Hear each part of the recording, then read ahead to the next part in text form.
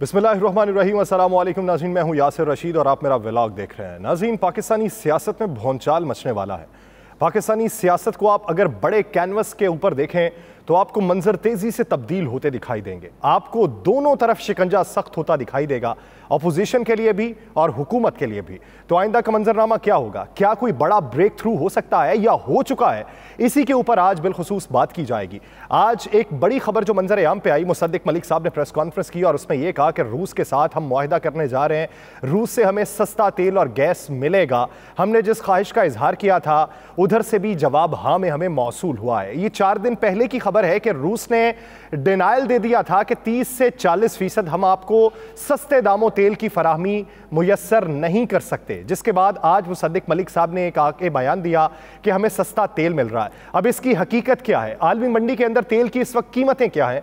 आप ये देखिए कि 70 से $85 फी बैरल के अंदर मुख्तलिफ कंपनीज जो हैं या मुख्तलिफ ममालिक जो हैं वो तेल की फरोख्त कर रहे हैं। तो रूस से अगर हमें तेल मिलेगा तो कितनी कम कीमत पर मिलेगा? 30% मिलेगा, 40% मिलेगा, या फिर रूस दीगर ममालिक को जिन कीमतों पर फराहम कर रहा है उस हिसाब से मिलेगा? हमारे खित्ते के अंदर सबसे ज्यादा अगर तेल कोई रूस से ले रहा है तो वो भारत ले रहा है। भारत कितनी कीमत के ऊपर ले रहा है? भारत पूरी दुनिया से तकरीबन 30% सस्ता रूस से तेल ले रहा है और अपनी आवाम को फराहम कर रहा है। दूसरी जानिब पाकिस्तान ने एक ऐसा बयान दे दिया है कि रूस के साथ हमारा मुआहिदा तय पा गया है। मुआहिदा अभी तय नहीं पाया। रूस का जो वफ्द है वो पाकिस्तान का दौरा करेगा। पाकिस्तान के दौरे के बाद इस चीज़ की असेसमेंट की जाएगी कि आया पाकिस्तान को जो तेल और गैस की फराहमी है वो भारत को किए गए रेट के ऊपर होगी या यूरोपियन ममालिक को हम जिस रेट पे फराहम कर रहे हैं उस रेट्स के ऊपर होगी, या फिर पाकिस्तान के लिए कोई और क्राइटेरिया बनाया जाएगा। अगर तो 30-40% की ही बात है तो फिर आने वाले दिनों के अंदर पाकिस्तान को जो तेल है वो $50 से $55 फी बैरल में मिलने की तवक्को है। सवाल ये बनता है कि अगर आप सस्ता तेल रूस से लेने में कामयाब भी हो गए, 30% सस्ता लेने में भी कामयाब हो गए, तो अवाम तक उसका मफाद आप क्या पहुंचाएंगे? क्या अवाम को रिलीफ मिलेगा? ये सबसे बड़ा सवाल है। लेकिन हमारे ऊपर जो खदशात है, हमारे ऊपर जो मईशत की मंदी के बादल मंडला रहे हैं, उसको देखते हुए हमें यह नहीं लग रहा कि अवाम को कोई बड़ा रिलीफ मिलने वाला है। IMF के साथ जो डील की गई उसी डील की शराइत की रोशनी के अंदर पाकिस्तानी अवाम के ऊपर शिकंजा मजीद सख्त किया जाना है। टैक्सेस अभी मजीद लागू होने हैं, सूद की शरह में भी इजाफा होना है और बैरूनी जो कर्जे हैं उनकी फराहमी में भी जो वक्त है उस वक्त का दौरानिया कम किया जाना है। ये पाकिस्तान की मईशत के इस वक्त हालात हमें दिखाई देते हैं। रूस के साथ आप बात करते हैं कि रूस के साथ सस्ते तेल की फराहमी हो जाएगी। आप आज आके बयान उस वक्त में दे रहे हैं कि जब आपकी हुकूमत खतरे में पड़ी हुई है और आप ये कह रहे हैं कि रूस के साथ हमारे मुआहदे तय पाने वाले हैं। हमारा जो दौरा रूस है वो बड़ा कामयाब रहा है और उसके मुस्बत नताइज हमें देखने को मिलेंगे। ये तो वक्त ही बताएगा कि रूस का वफ्द पाकिस्तान में आता है तब तक आपकी हुकूमत रहती है, या अगर हुकूमत रही भी तो फिर किन शराइत के ऊपर रूस के साथ मुआहिदा होता है। दूसरी बात मुसद्दिक मलिक साहब ने यह की कि गैस की सप्लाई जो है वो बहुत मुतासिर हुई है। तो ये सबको ही पता है कि सुई नॉर्दर्न और सुई सदर्न के इस वक्त हालात क्या हैं, कितने वाजबात उनके अभी पेंडिंग पड़े हुए हैं। आपकी गैस की फराहमी ना होने की वजह से आपके कितनी टेक्सटाइल मिल्स बंद हो रही हैं। वो जो नया सेटअप लगाने की कोशिश कर रहे हैं और आपने उनके ऊपर जो शर्त लागू की हुई है कि आपने गैस सारी की सारी हुकूमत से खरीदनी है, तो महंगे दामों गैस खरीद के वो जो कास्ट है उसकी, जिसके ऊपर उन्होंने प्रोडक्शन कास्ट के ऊपर बेचना है, वो अगर रेज हो जाएगी तो किस तरीके से आलमी मंडी में अपनी चीजें पहुंचा सकेंगे? बहुत बड़ा सवालिया निशान है। मुसद्दिक मलिक साहब का यह कहना कि सुबह 6 से लेकर 9 बजे तक नाश्ते का वक्त होता है तब गैस होनी चाहिए, फिर दोपहर 12 से लेकर 3 बजे तक खाने का वक्त होता है तब भी गैस होनी चाहिए, और जब रात के खाने का वक्त 6 से लेकर 9 बजे तक है तब भी गैस की फराहमी आम आवाम तक होनी चाहिए। तो सवाल ये पैदा होता है कि इन औकात कार के अलावा दीगर अफराद जो लोग होते हैं जिनके रोज़मर्रा के औकात मुख्तलिफ होते हैं, वो जब जाने का उनका वक्त होता है, उनके नाश्ते का वक्त अगर 11 बजे हो तो तब गैस ना हो तो तब उसका हल क्या होगा? क्या सिलेंडर हर घर में रखे जाएंगे? क्या इसी तरीके से हालात बेहतर होंगे? क्या इसी तरीके से हमें जीना पड़ेगा? क्या हुकूमत के उसूल व ज़वाबित को मद्देनज़र रखते हुए, गैस की फराहमी के औकात को मद्देनज़र रखते हुए ज़िंदगी के उसूल को वज़ा करना पड़ेगा? पड़ेगा? क्या हम सिर्फ सारी जिंदगी इसी टेंशन में गुजार देंगे कि पाकिस्तान से लोड शेडिंग कब कम होगी?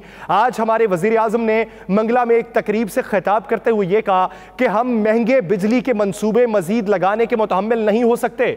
तो हुजूर वाला ये बता दीजिए कि पिछले 30 सालों के अंदर महंगे बिजली के मंसूबे किसने लगाए थे?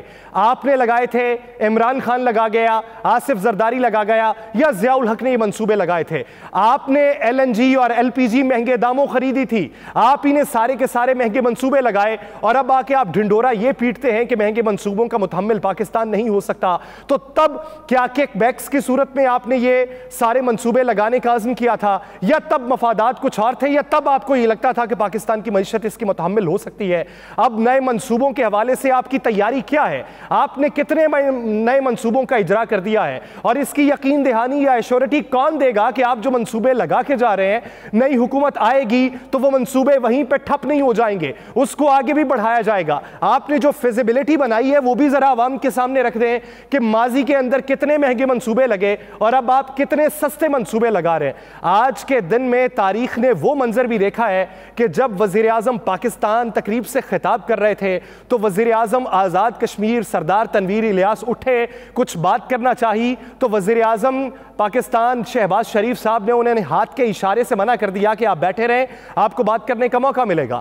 दूसरी बार वो फिर उठे तो फिर हाथ के इशारे से मना कर दिया गया, और बाद में सरदार तनवीर इलियास ने प्रेस कॉन्फ्रेंस में यह कहा कि इस वक्त शहबाज शरीफ साहब की जो शख्सियत है वो पाकिस्तान के वजीर आजम रहने के काबिल नहीं है।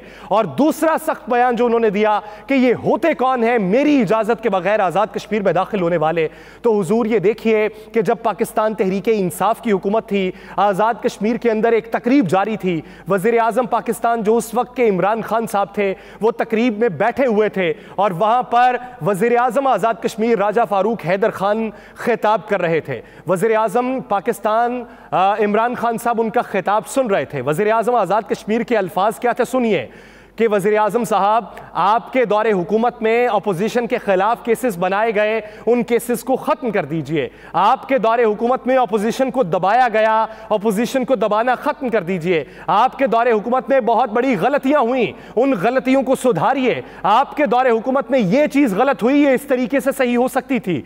उनके अल्फाज को मिन्नोअन वज़ीर आज़म पाकिस्तान इमरान खान साहब की जानिब से तहम्मुल मिजाजी से सुना गया, और दुनिया को यह पैगाम दिया गया कि वज़ीर आज़म पाकिस्तान ने आज़ाद कश्मीर के मसाइल को तहम्मुल मिजाजी से सुना है। यह अलग बात कि उन मसाइल के हल के लिए उन्होंने कितने इक़दामात किए या उनकी पेशरफ्त उस तरीके से हो सकी या नहीं हो सकी, लेकिन आज के दिन आप दुनिया को पैगाम क्या दे रहे हैं? आपने भारत के अंदर क्या पैगाम दिया है कि वज़ीर आज़म आज़ाद कश्मीर उठ के बात करना चाहता है और आपने उन्हें हाथ के इशारे से बात करने से मना कर दिया?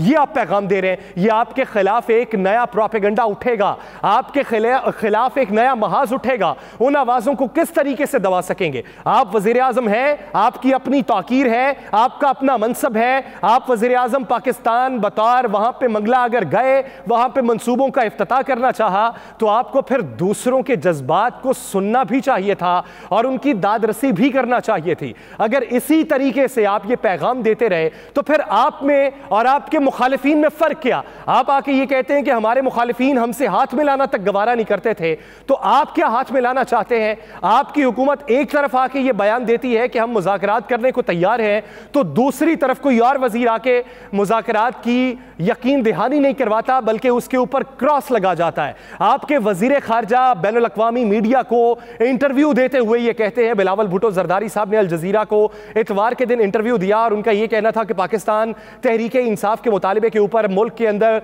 नए इंतखाबात जल्द नहीं हो रहे और ना होंगे। हुकूमत अपनी मुद्दत की तकमील करेगी और उसके अलावा हुकूमत को इस वक्त जो मुआशी चैलेंजेस दरपेश हैं उसके लिए पूरी कौम को एक होना पड़ेगा। एक तरफ आप मुज़ाकरात की दावत देते हैं, एक तरफ आपके इशारे कुछ और हैं, दूसरी तरफ बैनुल अक़वामी सतह पे आपके मुज़ाकरात की बातें कुछ और हैं।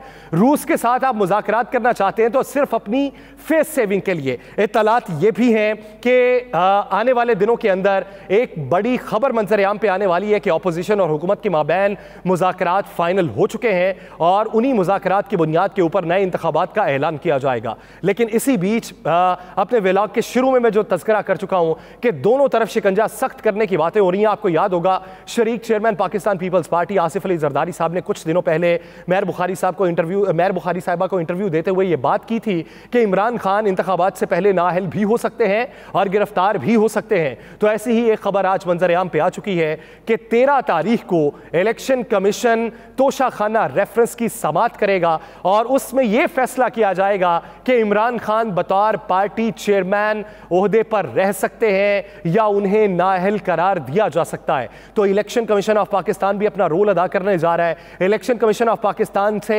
इमरान खान साहब के ऊपर दबाव डाला जाएगा।